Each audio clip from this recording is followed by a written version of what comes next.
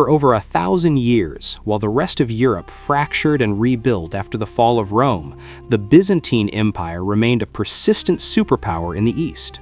By the 15th century, the vast Byzantine Empire shrank until only a single city remained, Constantinople.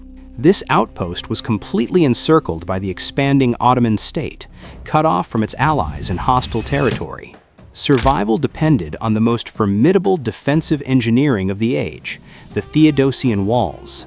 These multi-layered stone ramparts repelled every siege attempt for centuries. Inside these fortifications, the aging Byzantine leadership prepared for a final defense. Outside, a 19-year-old Ottoman Sultan, Mehmed II, gathered his forces to claim the city that had eluded his ancestors. This collision would decide the fate of the region. If the walls held, the last link to the ancient world would endure. If they broke, the center of gravity for the entire Mediterranean world would shift. On April 6, 1453, Mehmed's army arrived. Over 80,000 Ottoman soldiers, including elite infantry and heavy cavalry, established a massive encampment that stretched for miles outside the city gates. The numerical imbalance was staggering. This chart compares the overwhelming Ottoman force to the fewer than 10,000 soldiers available to defend the city's massive perimeter. To overcome the walls, Mehmed deployed specific technological investment: massive, heavy-bore gunpowder cannons. These iron artillery pieces were designed to launch stone projectiles with enough force to shatter solid masonry. The siege became a mechanical process of destruction. Day after day, the Ottomans maintained a relentless rhythm, subjecting the city to a sustained, long-range bombardment. Centuries-old stone, built to withstand arrows and rams, could not absorb the energy of high-velocity cannonballs. The Theodosian walls began to systematically fracture. This moment represented a turning point in warfare. The physical limits of medieval masonry were failing against the mechanical precision of modern ballistics. Despite the damage to the walls, the city's harbor remained secure.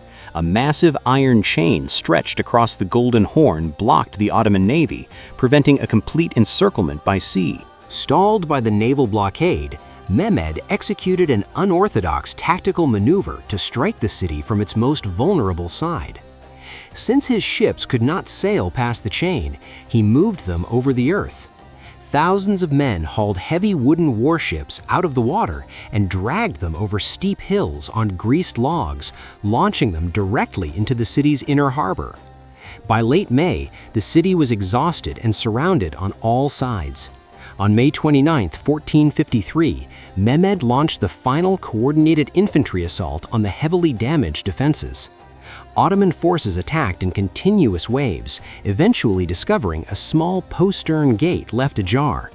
They poured through the gap, and the fractured Byzantine defenses finally collapsed. The fall of the city proved that modern engineering and tactical mobility could overcome the most sophisticated physical barriers of the past. As the fighting ended, a long-standing silence fell over the city. The Byzantine Empire, which had lasted for 11 centuries, was gone. The physical space was immediately repurposed. The Hagia Sophia was converted into a mosque, and large Islamic calligraphic medallions were installed, signaling its transformation into the Ottoman capital. The fall of Constantinople triggered a strategic shift that was felt across every kingdom in Europe.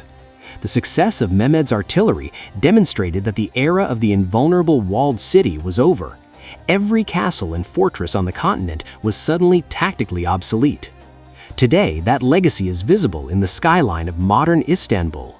A global metropolis of contemporary architecture now covers the ancient footprint of the siege.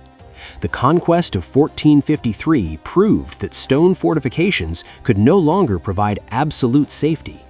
As the ancient walls fell, the age of medieval isolation ended, and the world entered a period defined by the reach of artillery and the expansion of global empires.